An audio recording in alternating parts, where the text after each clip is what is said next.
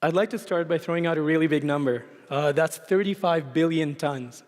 That's a massive number. It might be difficult for us to understand exactly how big that is.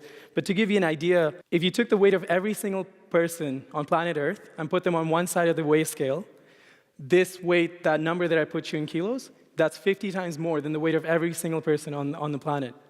To put it another way, it's kind of like having a $50,000 salary and having a $250,000 credit card debt that you see at the end of every month.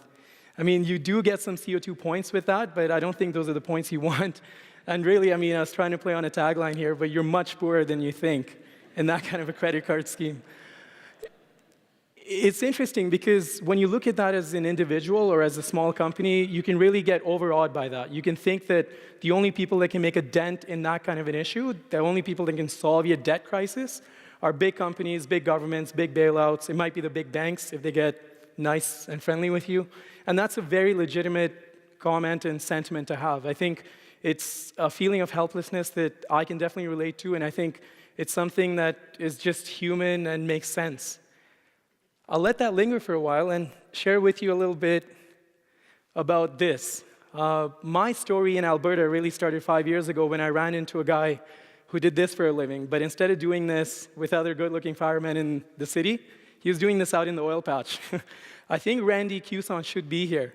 And 4.5 years ago, I met him for a coffee. I was just finishing up my master's at the U of C, and I met him to raise money for a humanitarian startup that I was working at the time.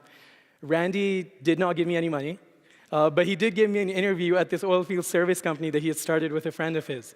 And I was pretty nervous about that. I was thinking, you know, here I am working on something that's supposed to make the world better, and now I'm going to make two old guys really rich, or at least moderately rich. What I realized, though, as I walked into that office, you know, as any young graduate, I was pretty nervous getting into a small company run by two mid-50-year-olds. But what I found is that there was actually a lot more in common that might meet the eye. What I found is the meaning of sustainability was very much in common between Greg Bozer and Randy Cuson and what I saw in my experience at that humanitarian startup. In fact, I realized that sustainability wasn't just looking at what's good for the environment and what's good for the world, but there is also an intrinsically individual part of sustainability, making sustainable things sustainable for yourself. Doing things that are sustainable, whether oil is at $100 a barrel, or 30, or at 50. And doing things so that there isn't always money leaving, but also coming in, because otherwise all the good deeds end up staying on paper. And it was with this meeting of the minds that we started working on a few different technologies. And one of them, in particular, was of quite a bit of interest, and it was to deal with the big, bad problem, CO2. The concept was to look at novel ways of converting CO2 into something that we could use. And amidst the various technologies that we've been looking at our company, this is definitely one that has caught a lot of attention as well as traction.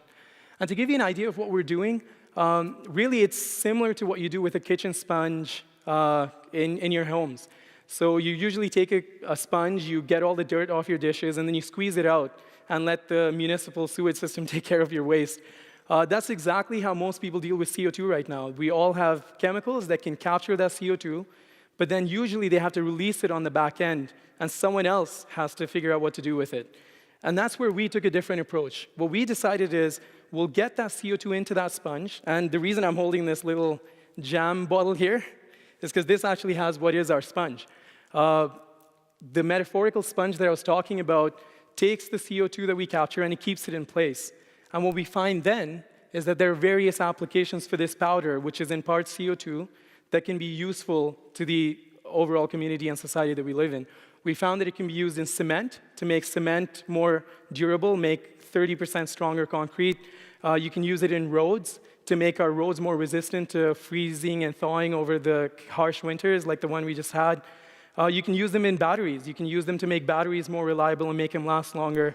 And you can even use them in solar panels to see if you can get more electricity out of the sunlight that we already use. Perhaps the most encouraging and awe-inspiring result that we've seen, though, is in pharmaceuticals. What we found is that this CO2-derived nanoparticle that we've made, this powder, can actually be used in cancer drug delivery to make the next generation of cancer cells and cancer drugs. And to us, this was kind of a paradigm shift, and I'd like to pause for a second here and just let that sink in for a second. This is a pollutant gas that we're capturing from industrial emissions, just like the oil sands. And this can be used to make the next generation of cancer drugs. An analogy that we've used in our group is kind of like, this is the mushroom that the Mario eats to become Super Mario. It basically can carry more drug to your cancer cell than you would be able to with the means that we have available today. Now, the $250,000 debt that I was talking about, we haven't really started shaving even cents off that yet. The fact is that 35 million kilo number is a massive number. And despite that, we are making progress. We're the only Calgary-based company in the Carbon X Prize, which is a competition run by a global group, a not-for-profit group out of San Francisco. They've collected a bunch of companies in their semifinals, of which we're one. And the idea is for us to all find valuable uses of CO2, and we hope that we can go a step further and enter the finals next year. But the fact is, regardless of how far we get, the story, even up to this point, is important.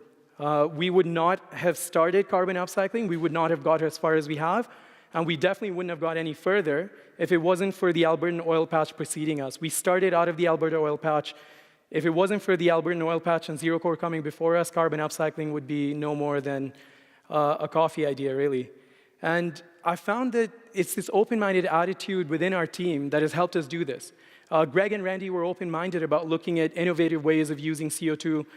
They were open-minded about looking at new ideas, even if they didn't fit what was initially being proposed and it didn't help the bottom line right away. And it's this open-minded attitude that I've seen even in the Energy Futures Lab. The cohort of fellows and the associates that we've got have shown very much that same attitude. And I'd like to say that in that vein, I'd like to propose that we try a similar attitude here in the audience. We generally, whenever we have a public outreach event, try to say, what can you do with this little nanomaterial here? Can you come up with some crazy ideas that might seem outlandish, but might be worth talking about? Because one of the things at our team is that we do say yes to everything.